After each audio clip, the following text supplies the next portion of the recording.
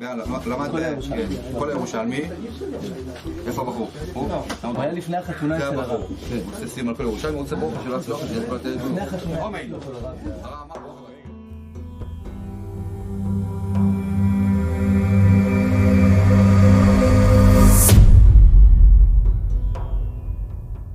The Torah says to follow the words of the sages of the day. The laws of the Torah are only understood through these explanations of the Gedolim, and that we have a whole system of oral law that is worked out through this tradition that's given up to the Zugot, and the Zugot passed it down to the Tanaim, and the Amorim clarify those halachas. Every Jew is required to follow the Shulchan Aruch, and the Shulchan Aruch is easy to follow. For all the people who say the Shulchan Aruch is too hard to follow, that's not true. The Torah is close to you. It's not far from you. It takes learning. Once you start to learn about it, you'll start to get the hang of it. These are inherent parts of what it takes to be a Jew, and you need these clarifications from the oral law and the rulings from the sages in order to codify it. All the oral law that we have today goes back to Har Sinai and Moshe Rabbeinu, and you don't know how lucky you are to be a Jew, to have a lifestyle with a Shulchan Aruch. You're going to act in a way where you're going to have more wisdom, and that's going to extend your life, and it's going to help your parnassah, it's going to help your marriage, it's going to help you to have better kids, and it's going to help you to have better neighbors and better relationships. It's going to push you in a direction where you have better interaction with your community and your family. Everything that the sages say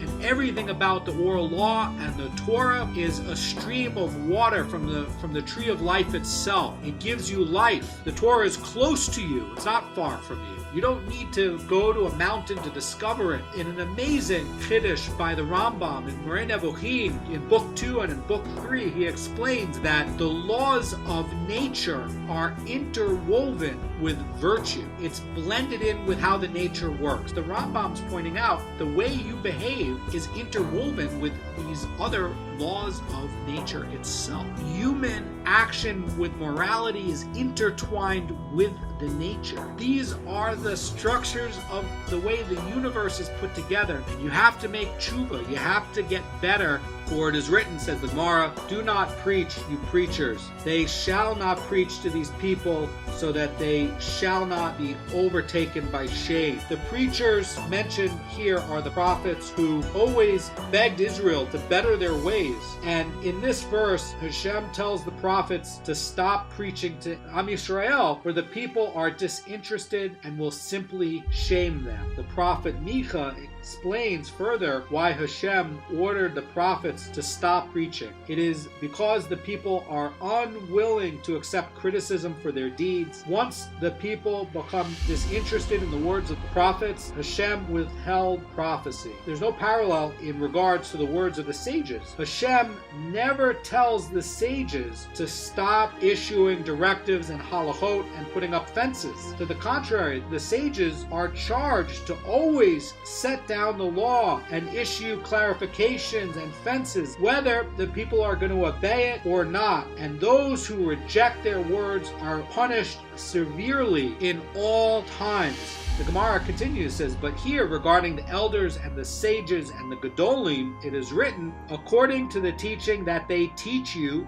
you shall do. This is in Devarim 17:11, because we need the explanations of the sages. You know, when you go and you look at a Masechet like Peah, those obligations of Peah, that's Doraita. But how much Peah do you leave? You can't go and just say, well, I just want to be a Torah Jew and just follow what the Torah says. You can't do it. You need the other part, which is the oral law. And because we're living in a time where they're adding all sorts of things, for instance, like in cranberry juice with the color red, it's made out of bugs. That didn't exist before. You need Gedolim who are going to tell you, yes, this is made out of an insect. This violates this part. That's why you need Hechsher today, because a lot of these processes are not done the same way as they were done before. Now, there's a key point here, and we see here in Micha, there's no such directive to tell the sages to stop. You got to listen to the sages because these Gedolim, they know more than you. Nobody went and told the Vilna Gaon to go learn 21 hours a day. Nobody told Ovadia Yosef to go learn,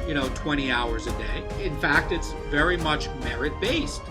You can go be a Gadol too. Go put in the years and go, sit and learn, put your nose in a book and go through the stuff for 21 hours a day. And you can also be great, but a guy who comes and learns a little bit, don't think that you know as much as these other people who are licensed by the Torah to come down and put down fences, because they can see more than you, because they eat from the tree of knowledge all day long, and you don't. So don't think that you can see the world with the same wisdom.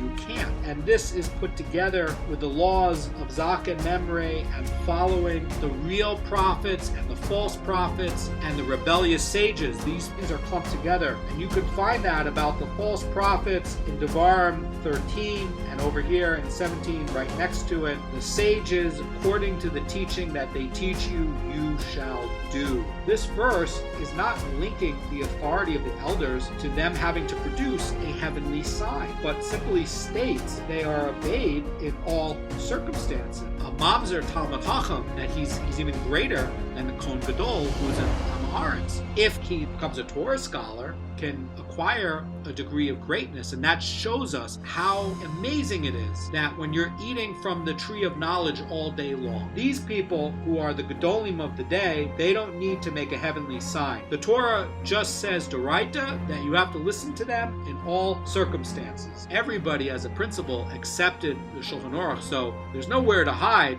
That was unanimous. There's no minority about that at all. So the big question is, who are the sages? The sages are the people who are following the Shulchan Aruch and who advocate following the Shulchan Aruch. This is the tradition going back to Moshe Rabbeinu. This is the tradition that was handed down to Rabbi Akiva and passed to the Amorim and passed to the Geonim and passed down to the Rishonim. These are your forefathers. These are your grandfathers. This is the tradition, and anyone who tells you anything about watering down the Shulchan Aruch or changing the Shulchan Aruch or not following the Shulchan Aruch, this is a crooked path, and this will lead you away from Kedusha. This is guaranteed to lead you away from Hashem, and the purpose of the Jew is to go toward Hashem. This is the path for the Jew to get very close to Hashem and to start getting all of the blessings that's promised to you in the Torah, and you can do it. And who are the Gedolim today? The Gedolim today are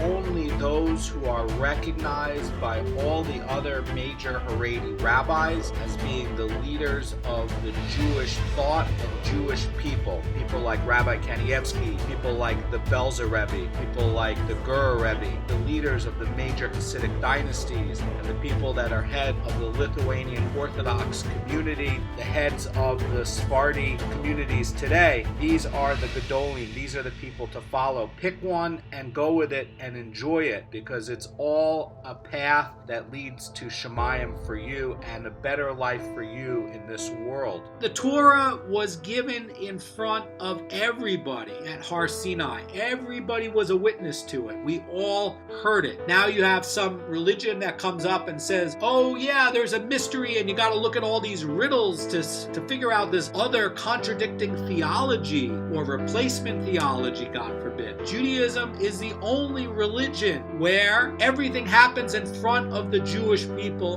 The stipulation on final halakhic determinations left to the Torah sages. There's no riddles here. The theology is given openly to the Jewish people. Follow the way of the sages. That is eternal. It is unchangeable, and it's for your good. As the Torah says, these statutes are for you to live, to get life, to get blessing, to get bracha. So these are not a burden. These are to water you so you can grow to be the strongest, healthiest version of yourself. Have a great day.